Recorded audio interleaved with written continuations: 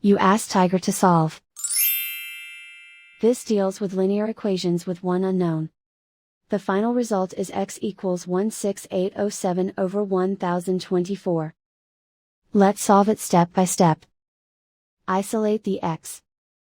Multiply both sides by inverse fraction 7 over 4.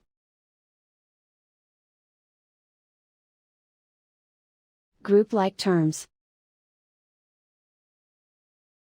Multiply the coefficients. Simplify the fraction. Multiply the fractions. Simplify the arithmetic.